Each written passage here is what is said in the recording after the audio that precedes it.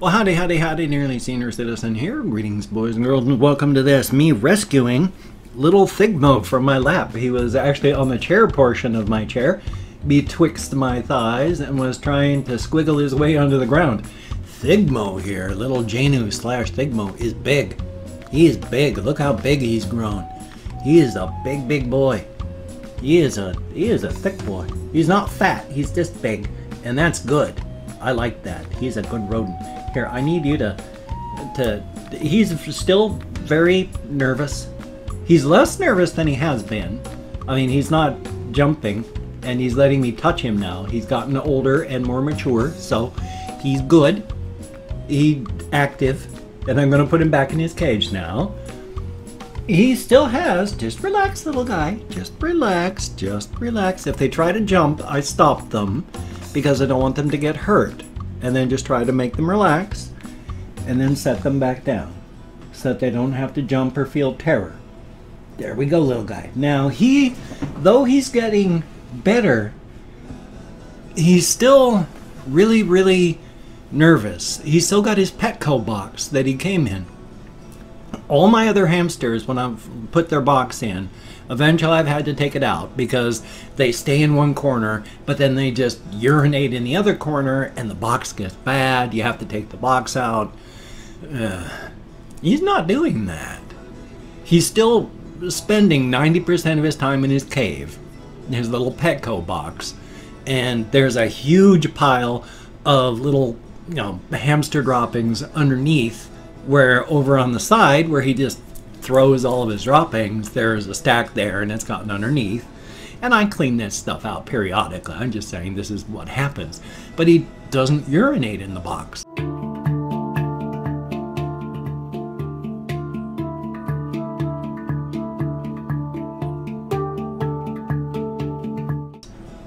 He actually gets up and goes out into one of the corners. He uses that, and then the box is fine. So right now, his box is perfect. There's no reason for me to take his Petco box out.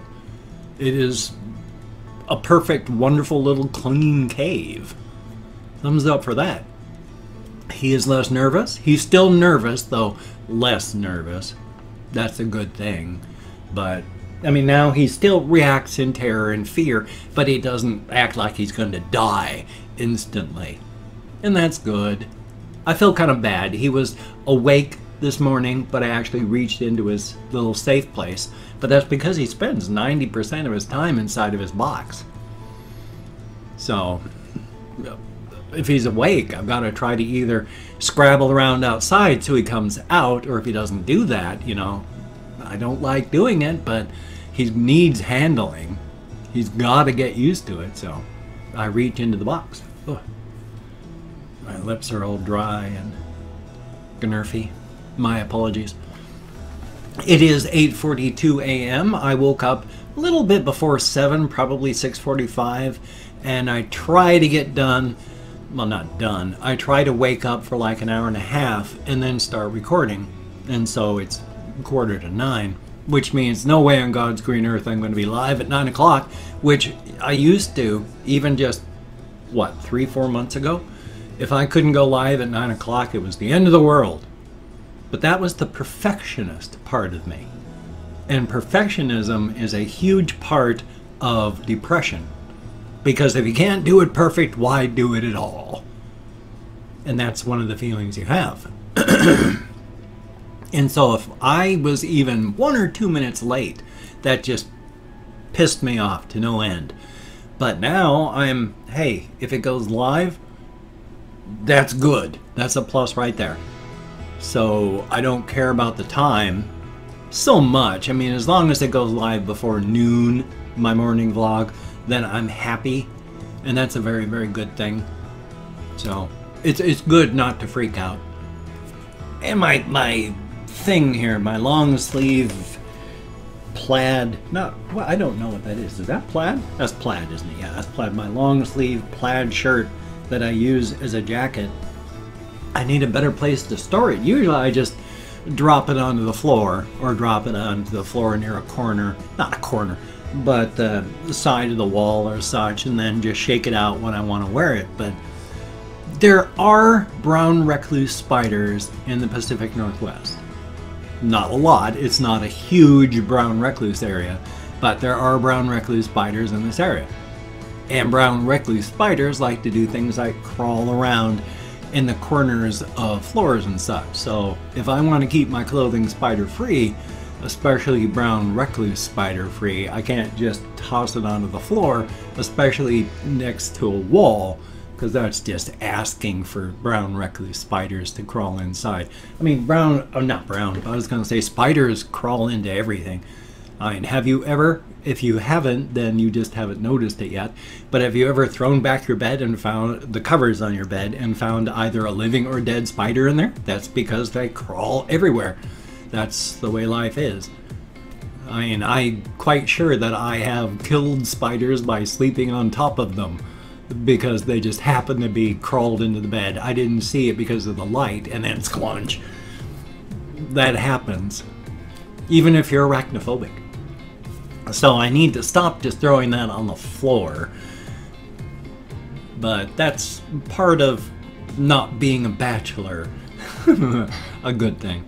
I'm a mixture, as stated. I go through organized chaos. Well, I don't go through organized chaos. I live with organized chaos, and because of that, well, sometimes my living area is super tidy, and sometimes my area is super sloppy and horrible. But it's usually a mix in between.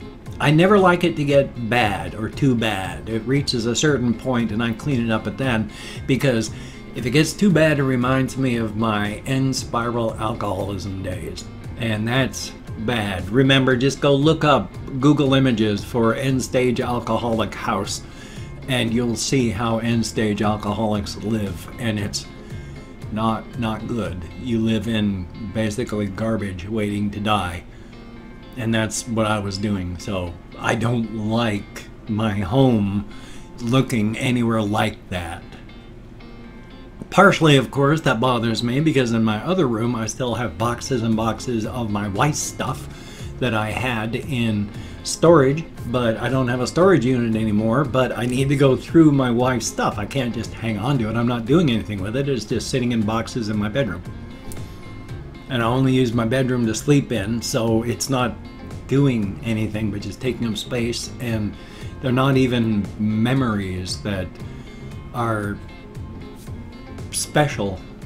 I mean, there's like my late wife's teacup collection. I mean, it was nice that she had a teacup collection, and I wish we could have done more with it while she was alive, but she couldn't, and now that she's gone, I have no great emotional attachment to her teacup collection. So I need to do something with that. She collected dolls of some kind, so we've got a whole bunch of these baby dolls. I don't know what to do with these, so it's junk like that, and then a lot of just real junk that aren't memories that are even real memories. Ton of photographs. Before we got married, she took pictures galore. After we got married, she didn't like to take pictures because she didn't want anyone taking pictures of her. She didn't want to be remembered as sick. And so I don't really have a lot of pictures of her, unfortunately. But I've got a ton of her old pictures that she took, and they're like, I don't just want to get rid of them, but they're not my memories.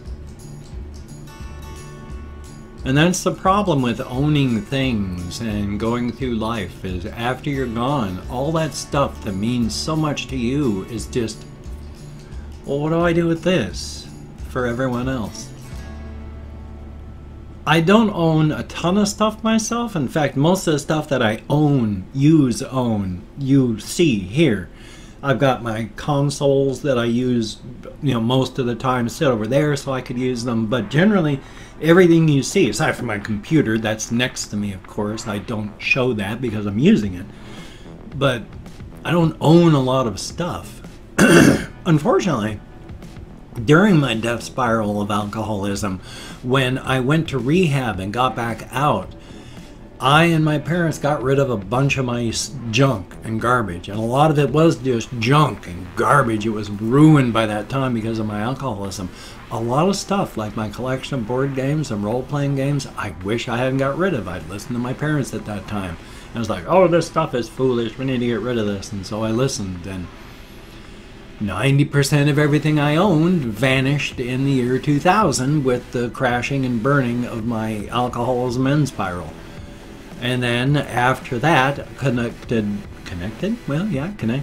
with my wife, we gathered up all this stuff, and I had a whole house full of stuff because I had her stuff and my stuff. And now, after losing my house when Wells Fargo went and bent me over a bench and didn't even use lube or give me flowers or a kiss firsthand, so thanks, basically took my house illegally, so that was fun. I wasn't going to be able to keep it anyway, so, but still, it was just the way it was done, thanks. So when that happened, and then I moved into my brother-in-law's garage, and then I lost my storage unit,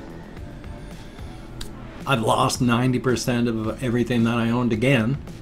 So what little I own is just here, my bedroom, a little bit of stuff like my washer and dryer. I own a washer and dryer. I had a great stove, but because of it being stored in the storage unit, and now because there was no place to put it inside, it's been ruined by weather in our garage. I just need to throw it out. I'm pissed about that, but it was generally, everything you see is my life. I don't have a whole lot more that's really mine or useful. Like I say, I just got to go through, and 90% of the stuff I've got in my bedroom, I just need to get rid of in some fashion because they're memories I never really had or don't really care about. I mean, I value every memory of my wife, but the pictures of her life before I knew her,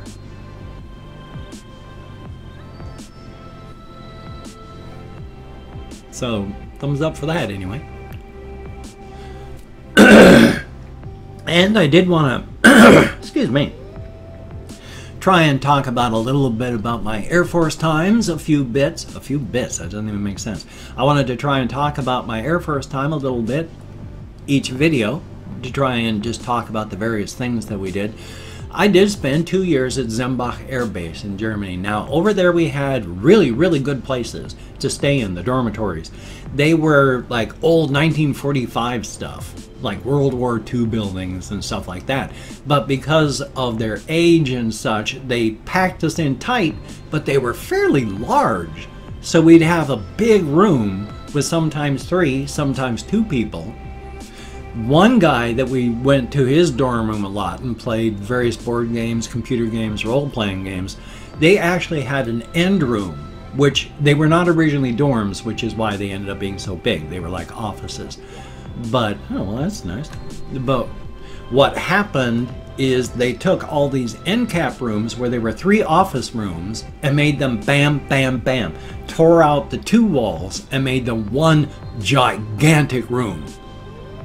So you would have a room that was 3 rooms. They'd pack in like 6 people living in there, but still it would be a really big place. And so Germany was kind of nice that way. I mean, Germany was awesome because it was in Germany. Whenever we had a long weekend, we would just buy a bus ticket and then take a tour bus to like London, where you would have to, you didn't need a passport if you were in the Air Force and you had a letter from your commander. Well, not the Air Force, any of the services. You just had a letter from your commander attesting to who you were, and it got signed and stamped and sealed, and then you just presented that instead of a passport. And so going from Germany to Calais in Paris, not even France, because it was from Dover on the British part to Calais on France, where they had the English Channel ferry. I imagine they still do, of course, but that's the one we took. And because from Germany all the way over, you had to drive through so many tiny little countries. Like, I think there was Luxembourg we went through, and it probably took like 2 hours from hitting this border to that border, and you were through the tiny country on the way. So it was fun. It wasn't Liechtenstein. For some weird reason, Liechtenstein sticks in my head, but it must have been like Luxembourg. I can't remember exactly. It's been so many years. But boy, we spent so much time. I remember the one time we got lost. We went to a movie in London, and when we got out, the underground was shut down, and we had no idea where our hotel was aside from generally that direction. And so, middle of the night in London, we just took off to try and find our hotel. We did, which was good, but still, it was kind of an interesting trip, being lost in the middle of the night in a major metropolitan city, a major metropolis, metropolitan, whatever the word is, but just middle of the night, lost and going, okay, it's there somewhere. And it was exciting. We never really worried about becoming dead, so that's good. Oh, holy smokes.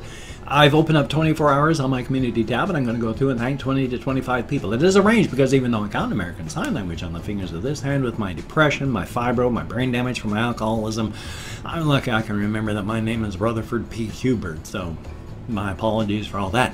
I am not going to read the comments right now. I'm just thanking people for having left a comment. Good comment, bad comment, and different comment. The fact is you left a comment. Thank you so very much. It is appreciated. And if I mispronounced your username, no disrespect is intended. I'm an American English speaker. We're just not good at names. I'm better than most, but anyway, though, calling Mike Rome. We have Carolina. Did you ever watch my one video about the town of How's Your Father off the coast of Australia, Ireland? You really should. I like that video. And Slav Soul, thank you very, very much. Nicholas Philippe, thank you very, very much. Denial, greatly appreciated. And Kathy Kits Cat, always good to see you in the comments. Fortnite Gameplays, thumbs up and thank you. Ignacio X Garcia, thank you very, very much. Russian Timing, thumbs up and thank you. Hollingsworth Group, greatly appreciated. The Man Games, thumbs up and thank you. Charlie Jones, I don't know why my videos process so slowly. Sometimes for 2 hours after they're uploaded, they look just like they're in 360p. But I upload and they eventually process to 1280 by 720 high definition. Capitao Jack Sparrow, thank you very much. I bet I'm nowhere close, but thank you. Virtual Precinct, greatly appreciated. Tropic Hawk, thumbs up and thank you. JDM, thumbs up. Pandora NYC, no, where am I? That one was JDM. Pandora NYC 1, thank you so very, very much. And then we have Just Stupid Games, those are the best kind. John Quist, thumbs up and thank you. That's just how the mafia works. Huh. And of course, Heart Sad, greatly appreciated. And Melody Chills, thumbs up and thank you. Cooch Man, greatly appreciated. Big Bow 62, greatly appreciated. And last but not least, Ice Damon. Thumbs up and thank you, each and every one of you. Ah, my shoulder is so tired. Holding my arm up like that, it just makes the muscles burn. You don't give them a chance to rest. Oh God, I wanted to say that about walking, because the way you walk, if you walk for a half hour, you have spent 10 minutes gliding with one leg on the air, one leg in the air, up on the air on one foot. You spent 10 minutes gliding along the ground with your other foot in the air, and you spent 10 minutes with both feet planted on the ground, glaring at people. Take a look at the way you walk. That's what you're doing. You're spending 10 minutes just dangling your left foot in the air while you're balancing on the right. You're spending 10 minutes just balancing on your left while just dangling your right leg in the air, and you're spending 10 minutes just boom, boom, both legs flat on the ground. Well, feet flat on the ground, standing there planted on your legs. Of course, it's all divided up in small incremental pieces, but if you just divide it up and then plant it out that way, it seems pretty weird, doesn't it? If you could check out my various links, I have Twitter, Facebook, GoFundMe, Patreon.com, Google+. If you could donate to my GoFundMe campaign or become a Patreon.com patron, that would be very cool, greatly appreciated. If you cannot donate or you simply do not donate, I take all good wishes and deposit them in the bank of my heart where I draw interest. If you could toss me a like, I do appreciate all the positive validation I get from my existence. Very, very cool. And of course, if you could subscribe to the channel, that would be very cool and greatly appreciated. I would understand if you don't want to, but if you are down with it, I will do my very best to keep you entertained from now until the literal end of time, and that's a very good thing. I'm not going to have a reaction video today. It's a Sunday. I'm going to take it easy on myself. I have a game video that's coming up for today, so that's a very good thing. So you take care. Have a great day today. I will see you on the flip side, and that, my friend, is a very good thing. Yes, I had to rush to get this all done on time.